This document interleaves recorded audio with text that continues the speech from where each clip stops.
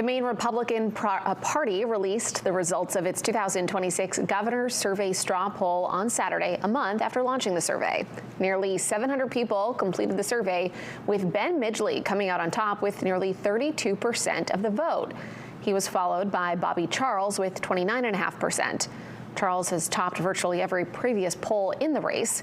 In releasing the results of the straw poll, the Maine Republican Party did note some issues.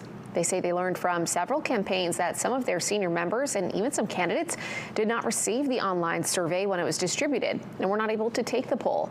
The party stressed that the results of the straw poll are not scientific.